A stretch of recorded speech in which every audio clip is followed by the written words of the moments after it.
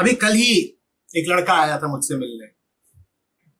वो मध्य प्रदेश के सागर जिले में खाद्य विभाग में काम करता है। नया लड़का है, अभी अभी उसने एंट्रेंस नौकरी का एंट्रेंस क्लियर किया है और 1.5-2 साल से वो नौकरी कर रहा है। प्रतिभाशाली लड़का था, तो अपना बताने लगा कि जिंदगी खाली खाली सी लगती है, सूनी लगती है।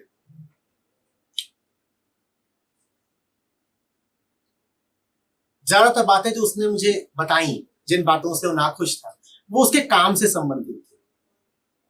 उसने कहा कि वर्क प्लेस इश्यूज है, सरकारी नौकरी है, इस तरह का माहौल है, इस तरह का डिसिप्लिन रखना होता है, और कई बार इस तरह की निगेटिविटी देखने को मिलती है। तो कई बातें उसने बोली जो कि तकरीबन सभी जगहों पर पाई जाती हैं। ऐसा नहीं कि उसी के दफ्तर में माहौल कुछ खास खराब था, दुनिया भर के जगहों पर यही हालत है, चाहे पब्लिक सेक्टर, प्राइवेट सेक्टर, सरकारी या कोई भी और जगह। यहां तक कि फौज में भी यही हालत है। फौजियों से मिलता हूं, वो भी अपनी कहानी ऐसे ही बताते हैं। तो मैंने उससे जो कहा वो बात सबके लिए उपयोगी है। मैंने उससे कहा कि तुम मुझसे बात कर रहे हो कि 10 से 6 के बीच में तुम्हें क्या अनुभव होते हैं। तुम अभी उसकी बात छोड़ो। तुम्हारे लिए समाधान का पहला चरण यह है कि तुम मुझे बताओ तुम 10 से पहले क्या करते हो और 6 के बाद क्या करते हो। अभी ये बात छोड़ो कि दफ्तर में क्या माहौल है, क्योंकि वहां बड़ी व्यवस्था है, एक बहुत बड़ा तंत्र है। तुम तुरंत और अकेले उसको बदल नहीं पाओगे, और उसको बदलने की बात करते रहोगे तो तुम में गुस्सा और क्षोभ भर जाएगा। 24 घंटे में से तुम 8 ही घंटे तो दफ्तर में गुजार रहे हो ना। 7 दिनों में से 5 या 6 ही दिन तो तुम दफ्तर में गुजार रहे हो ना। तो चलो बाकी समय की बात करते हैं। ले देकर तुम्हारे जीवन का करीब 25% समय ही दफ्तर में बीत रहा है, दिन का 33%, और सारे दिन तुम दफ्तर में बिताते नहीं, तो जीवन का करीब 25%, 1/4। मैंने कहा तुम इस 1/4 को हटाओ, मुझे बाकी 3/4 का ब्यौरा दो। बाकी 3/4 एकदम सूना, एकदम। तुम में से भी ज्यादातर लोग 20s में 30s में हैं। मुझे नहीं लगता कि अभी मेरे सामने जितने लोग हैं उसमें से ज्यादा लोग 40 पार के हैं, शायद कोई भी नहीं। क्या करते हो दफ्तर के बाद, ये बताओ ना। और कारण है कि मैं क्यों पूछ रहा हूं कि दफ्तर के बाद क्या करते हो।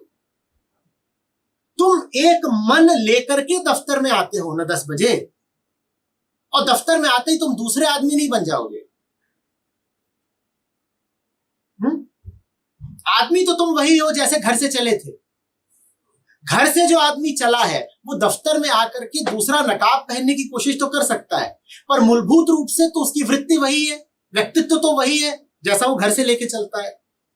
तो मैं कह रहा हूं कि पहले उस आदमी को देखो जो दफ्तर में प्रवेश करता है। वो यदि अगर बदलने लग गया तो दफ्तर में तुम क्या करते हो, दफ्तर में घटने वाली घटनाओं से तुम पे क्या असर पड़ता है, वो भी बदलेगा। तो मैंने कहा कि बताओ 6 बजे के बाद क्या करते हो। उसने कहा कुछ भी नहीं ज्यादा। कभी बाजार गया, कुछ खरीद लाया। बोला YouTube पे 2 ही चीजें देखता हूं, या तो आपकी वीडियोस देखता हूं या क्रिकेट देखता हूं। मैंने कहा क्रिकेट देखते हो, खेलते भी हो क्रिकेट? बोला मेरी सेहत देख के समझ रहे होंगे कि मैं देखता हूं कि खेलता हूं। मेरा क्रिकेट बस आंखों से खेला जाता है, हाथ कभी चले नहीं मेरे।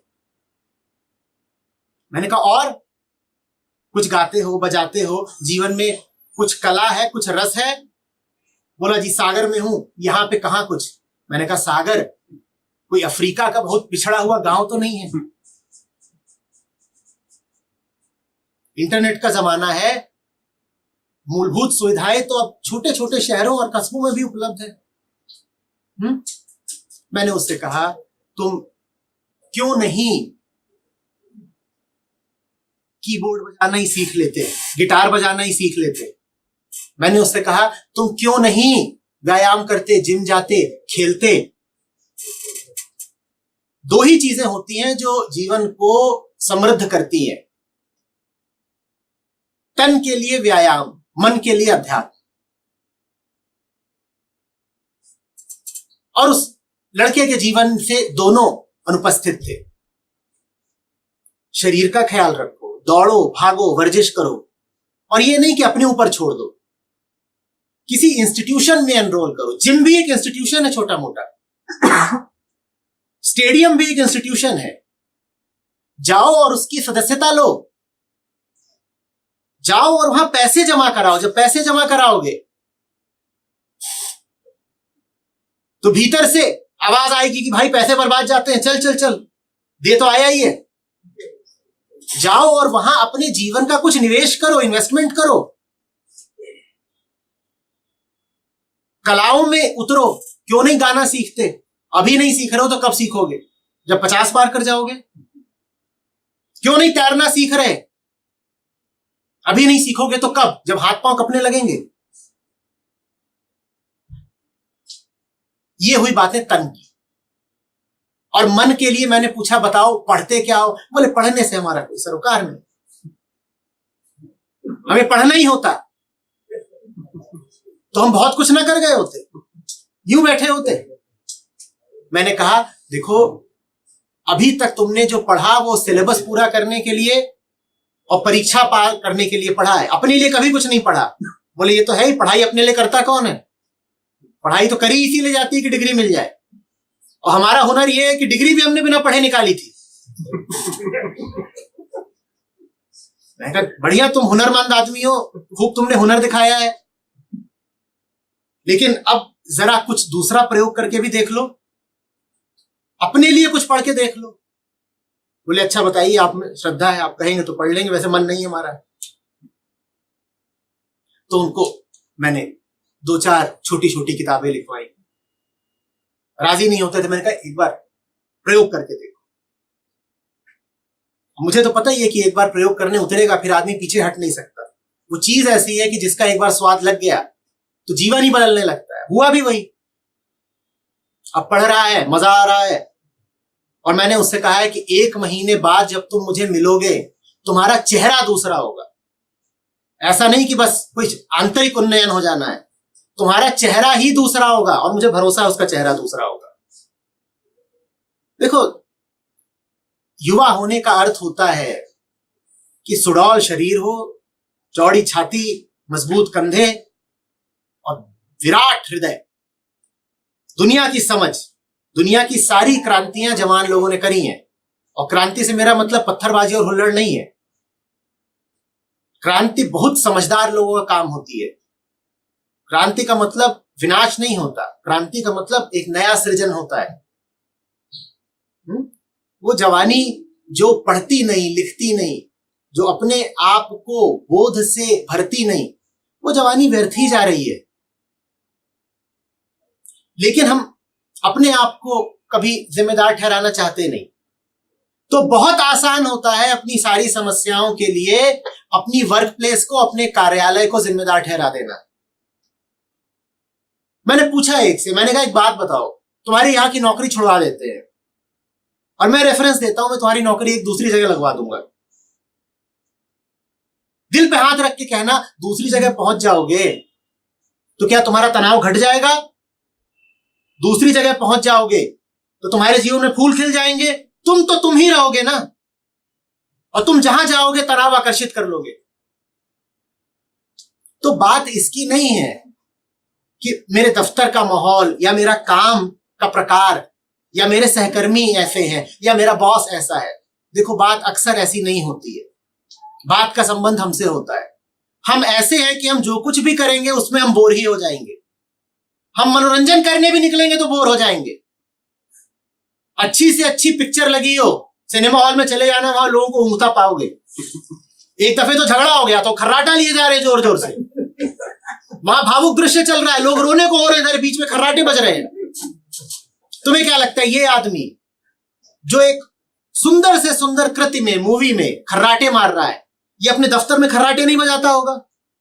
पत्नी के बगल में लेटता होगा, वो प्रेम का आमंत्रण देती होगी, खर्राटे बजाता होगा। इसके खर्राटे तो हर जगह बजते होंगे। क्रिकेट खेलने पिच पे उतरता होगा बल्ला लेके, उधर बॉलर दौड़ता हुआ आ रहा है, ये सो गए, कोई भरोसा नहीं।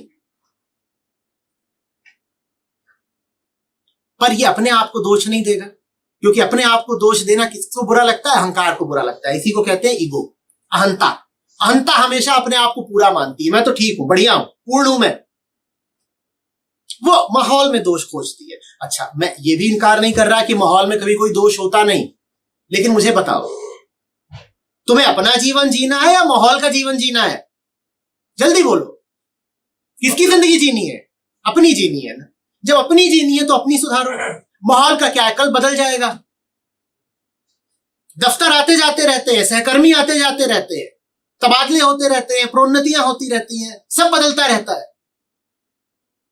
पर जिंदगी तो अपनी जीनी है ना। अपने साथ तो सदा रहोगे, इधर तो कुछ नहीं बदलना। जब तक मरे नहीं तब तक अपने साथ तो हो। तो जो सुधार करना है सबसे पहले अपने में करो। और ये मैं तुम्हें पक्का आश्वासन दे रहा हूं, 6 बजे के बाद और 10 बजे से पहले अगर तुम एक भरपूर और हरा जीवन जी रहे हो तो तुम पाओगे कि कार्यालय में भी तुम अलग हो, खिले हुए हो, तुम ज्यादा विश्वसनीय हो, तुम्हारे काम में निखार आ गया है, तुम्हारी उत्पादकता, प्रोडक्टिविटी, एफिशिएंसी बेहतर हो गई है, लोग तुम्हें मानने लगे हैं, सम्मान देने लगे हैं, चाहने लगे हैं। ये बातें सैद्धांतिक नहीं है, ये बातें मैं रोज होते हुए देखता हूं। तुम्हारे लिए आवश्यक है कि इन बातों से फायदा उठाओ, जीवन में उतारो।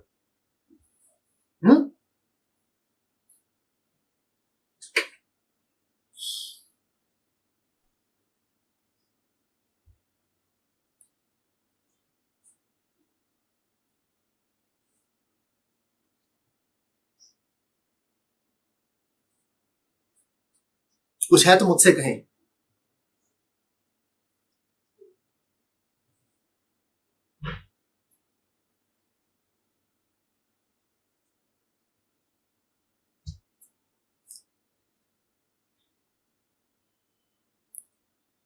खुले रहिए। देखिए, हम पहले ही मन में निष्कर्ष निकाल लेते हैं कि अगर मैंने ऐसा किया तो परिणाम ऐसा होगा।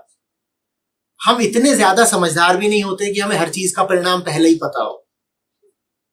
आपको हर चीज का परिणाम पहले से ही पता होता है तो जीवन कहीं और ज्यादा बेहतर नहीं होता है। लेकिन फिर भी हम सीख नहीं लेते, हम मान के चलते हैं कि अगर मैंने ऐसा कहा या ऐसा करा तो उत्तर ऐसा आएगा या नतीजा ऐसा निकलेगा। मेरा निवेदन है कि ऐसा मत मानिए, प्रयोग करिए, मन को थोड़ा खुला रखिए, थोड़ा सा खतरा उठाने को, रिस्क उठाने को तैयार रहिए। क्या पता कोई कीमती चीज मिल जाए। बंद मत हो जाइए। बंद हो जाने पर बड़ी घुटन है जीवन। बंद होने का आशय यही होता है। मैं सब जानता हूं, मैं सब जानता भी हूं और मैं ज्यादातर जगहों से, तरीकों से निराश भी हूं। फिर कुछ मजा नहीं। बनाने वाले ने ये तय करके हमको नहीं बनाया है कि हमें दुख देना है। तो निश्चित रूप से आशा का महत्व है, रोशनी का महत्व है, आनंद संभव है, आजादी संभव है। उस बात को हमेशा ख्याल में रखिए कि ये सारी ऊंची चीजें कभी भी कहीं से भी आ सकती हैं। मैं दरवाजे बंद ना करूं। दरवाजे बंद कर दिए तो आती हुई चीज रुक जाएगी भाई।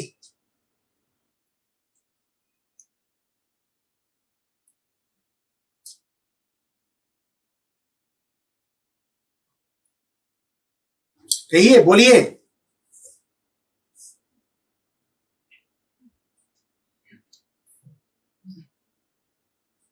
आप कुछ कहना तो चाहते हैं पर विचार बहुत कर रहे हैं। जी सर, एक्चुअली जो आपने उसके पहले अभी कहा कि 10 से 6 के बीच में हम जहाँ रहते हैं, इससे पहले का जीवन, अगर आप इसमें अच्छे हैं तो आपका ऑफिस का भी जाता है।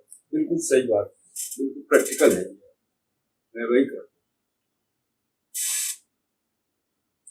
और मैं अपने काम में भी अपना परफेक्ट और चीजों, क्योंकि मेरा दूसरी चीजों में तो ये परफेक्ट चीज, ये चीज हमने अमल में लाए हैं और हमने देखा। अगर वो अपने जीवन को तो अगर उसने अपने को अंधकार में रख लिया वही तो वाकई में से जीवन में कुछ नहीं।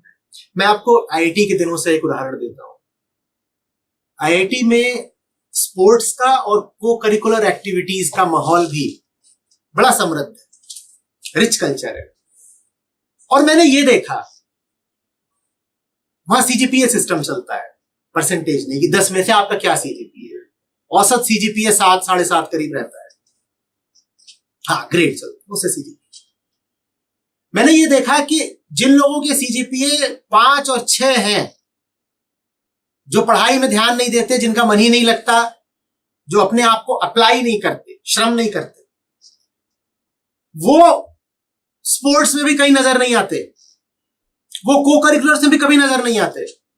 और आप जाकर ये देखो वहां रंगमंच में अभिनय कौन कर रहा है और हॉकी कौन खेल रहा है, बास्केटबॉल क्रिकेट कौन खेल रहा है, तो आपको पता चलेगा उसमें ज्यादातर वो लोग हैं जिनका सीजीपीए 8 से ऊपर का है। जो बेहतर है वो हर आयाम में, हर दिशा में बेहतर है, और जो आलसी है और काहिल है वो हर दिशा में काहिल है। जो अब सब आईआईटीएन ही है, सभी ने एक ही परीक्षा क्लियर करी है, लेकिन कुछ है जो खिले हुए हैं और वो हर दिशा में खिले और उनके पास हर चीज के लिए समय निकल आता है।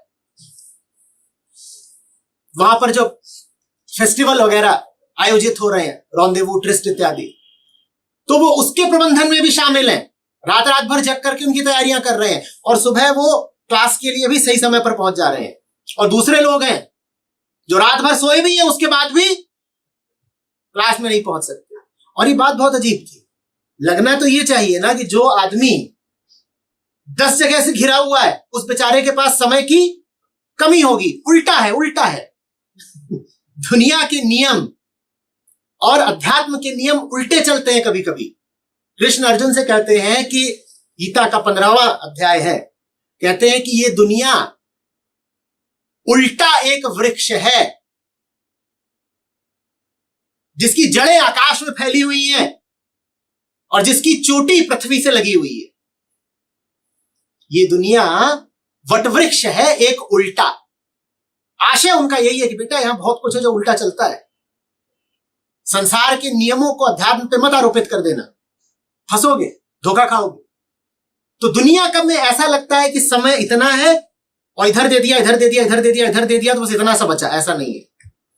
आप अपने आप को आकंठ सही कर्म में डुबो दो, आप पाओगे आपका समय गुणात्मक तौर पे बढ़ गया है, मल्टीप्लाई कर गया है। कहोगे ऐसा कैसे होगा, 24 ही तो घंटे होते हैं, 72 घंटे हो जाएंगे क्या? हाँ, हो जाएंगे, क्योंकि बाहर की घड़ी और भीतर की घड़ी अलग अलग होती है। बाहर की घड़ी को अध्यात्म में कहते हैं क्रोनोलॉजिकल क्लॉक, भीतर की घड़ी को कहते हैं साइकोलॉजिकल क्लॉक। ये दोनों अलग अलग चलती है। तुम भली भांति जानते हो कि भीतर का समय बाहर की घड़ी के साथ साथ नहीं चलता। देखा है ना, दुख की घड़ियां कितनी लंबी हो जाती हैं और सुख के पल कितनी जल्दी बीत जाते हैं।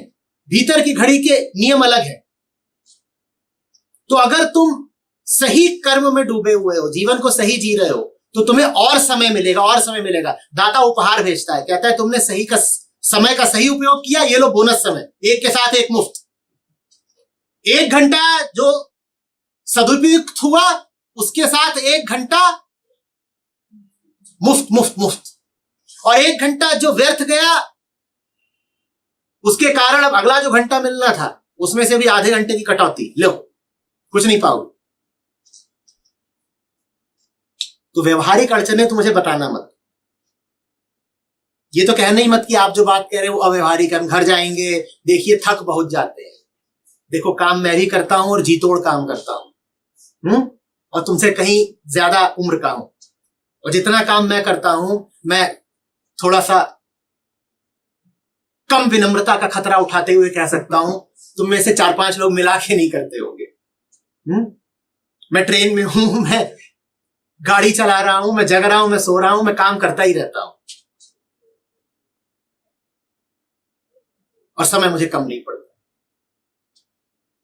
क्योंकि पूरा समय जब तय कर लिया है कि एक ही दिशा में देना है तो कम कैसे पड़ेगा, जितना है सब तो दिया। तो ये तो कहना मत कि अभी जाएंगे, थकेंगे, फिर 2-4 घंटे सोएंगे तो, और उसके बाद वो हमारे टीवी सीरियल आते हैं उनको देखना भी तो जरूरी है।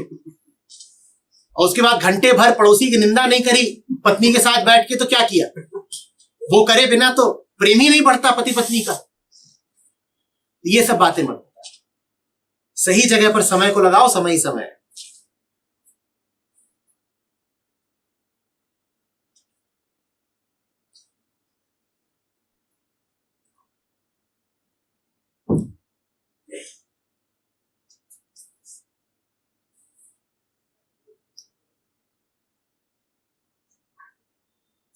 फाउंडेशन में नियम बना रखा है हम लोगों ने, ठीक है।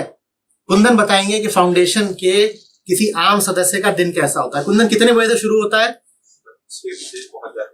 सुबह 6 बजे स्टेडियम पहुंचना अनिवार्य है। तो बताओ जगते कितने बजे होंगे? ये भी जाती है, इनको पकड़ रखा मैंने कहा मोटी हो रही हो, जाना अनिवार्य है। सुबह 6 बजे स्टेडियम पहुंचना अनिवार्य है। उसके बाद क्या होता है हेबा, 1 घंटा बताओ। उसके बाद फिर 2 स्पोर्ट्स हैं। पहले तो प्रार्थना होती है स्टेडियम में। पहला स्पोर्ट्स 7 बज जाता है, 7 बजे से प्रार्थना शुरू होती है, 7 से 7:15 प्रार्थना होती है। पहले टेनिस खेलते हैं, उसके बाद फिर प्रार्थना होती है, फिर स्क्वाश खेलते हैं। सबके लिए मैंडेटरी किया हुआ है। ये कंपलसरी है, ये नहीं करोगे तो पिटाई पड़ेगी। जो ये नहीं करते उनको हम अपने कार्यालय में घुसने नहीं देते। कहे भाई कहाँ थे? 2 घंटा खेल के नहीं आए, वो भी एक स्पोर्ट नहीं 2। सबके लिए टेनिस जरूरी है, स्क्वाश जरूरी है, और कुछ लोग रनिंग करते हैं। और उन दोनों के बीच में प्रार्थना, टेनिस कोर्ट पे प्रार्थना होती है। आसपास के लोग भी देखते ही क्या हो रहा है, 10 जने खड़े हो गए कतार बांध के प्रार्थना कर रहे। रोज मुझे फोटो आनी अनिवार्य है, प्रार्थना करो, मुझे फोटो भेजो कि प्रार्थना करी, टेनिस कोर्ट पे खड़े होकर प्रार्थना करी। उसके बाद पहुंच जाते हैं, नहाते हैं, धोते हैं, नाश्ता करते हैं, 10 बजे से काम शुरू हो जाता है। उसके बाद इनमें से अधिकांश लोग अनुश्री जी के साथ स्टूडियो कबीर में सदस्यता लिए हुए हैं। तो शाम को जाएंगे और 2 घंटा बैठ करके कबीर भजेंगे। उसके बाद हफ्ते में कोई 2 दिन, कोई 4 दिन ये जाते हैं। हमारा पुस्तक वितरण केंद्र होता है, MSRC बोलते हैं उनको, सोशल रिस्पॉन्सिबिलिटी सेंटर्स। तो वहां खड़े होते हैं, वहां बीच बाजार में खड़े होना होता है अपनी किताबें लेकर के। लोग आते हैं, उन्हें अपना साहित्य थमाना होता है, समझाना होता है। कोई नहीं है जो 11-12 बजे से पहले सो जाता हो। और ये हफ्ते के 7 दिन की बात है। और देखो इनको यहाँ कौन थका हुआ लग रहा है। ये अभी सुबह भी सब लोग कार्यक्रम करके आ रहे हैं। ये आज यहाँ दिखाइए, ये आज सुबह की तस्वीर है, स्टेडियम में खड़े होकर प्रार्थना चल रही है।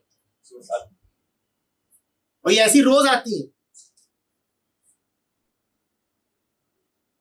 मजा आ रहा है? आप में से जो लोग हमसे जुड़ना चाहें आमंत्रित है। बस ये है कि सुबह 5:15 बजे उठा दिया जाएगा और 11:30 से पहले सोने का सोचिएगा भी मत। 12 बजता है। और उसमें भी फिर नियम है, 12 के बाद अगर जगते पाए गए तो जाके आचार्य जी को सफाई दे के आओ कि 12 बजे के बाद जग काय को रहे थे भाई। लेकिन फिर उसमें मस्ती है। संजय हमारे साथ है, लड़का संजय रावल पहाड़ी, वो स्क्वैश में इतना अच्छा खेलने लग गया है कि आपको हैरत ना हो कि अगर आप महीने 2 महीने नहीं, साल 2 साल के भीतर सुने या पढ़ें कि वो किसी स्तर पर किसी टूर्नामेंट को जीत चुका है। ये होता है दिल लगा करके खेलने का नतीजा। और दिल लगा के खेलते हैं, फिर दिल लगा के काम भी करते हैं।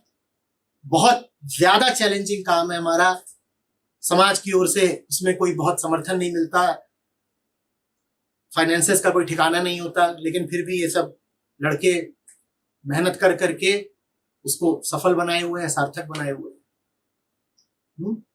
पूरा जीवन फिर उसमें लगाइए एक साथ। 6 बजे के बाद का जीवन अगर बोरियत से भरा हुआ है तो आप दफ्तर में भी बोर रहोगे। और टीवी देखना बिल्कुल छोड़ो। जो लोग टीवी देखते हैं उनके चेहरे पे टीवी नजर आने लग जाता है। सही बता रहा हूं, यहाँ पे ऐसे देख के बता सकता हूं चैनल कौन सा चल रहा है। टीवी देखना बिल्कुल बंद कर दीजिए। जिंदगी में बहुत बहुत बहुत कुछ है टीवी से कहीं कहीं बेहतर। और टीवी बिल्कुल सबसे निम्नतम श्रेणी की घटिया चीज, एकदम हट जाइए उससे। और पूरी तरह नहीं हट सकते टीवी से तो कम से कम चैनलों को लेकर चुनिंदा हो जाइए कि कौन सा चैनल देखना है और कौन सा बिल्कुल नहीं देखना है। बढ़िया ऐप्स को फोन पर डाउनलोड कर लीजिए। बड़ी छोटी छोटी बातें हैं पर यही जीवन निर्धारित कर देती है। आप जानना चाहते हो कौन सी ऐप्स हैं जो आपके फोन पे होनी चाहिए, आप कुंदन जी से संपर्क करिएगा।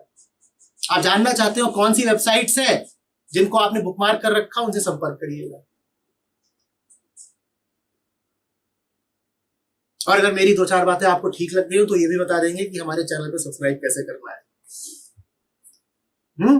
ज्यादातर लोग मेरी बात सुन के कहते हैं दोबारा कभी नहीं सुनेंगे, पर एक आध कोई होता है जो कहता है नहीं भाई बात जची है और सुनना है, तो वो लोग सब्सक्राइब कर सकते हैं।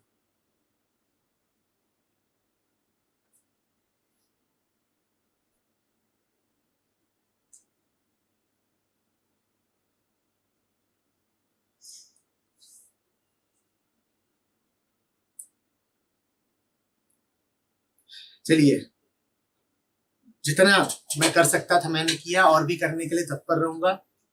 आगे जैसी आपकी इच्छा और आज्ञा होगी। अब आप लोग अपनी प्रेरणा से जुड़िएगा, आगे बढ़िएगा। आप आगे बढ़ेंगे, मैं उपस्थित रहूंगा।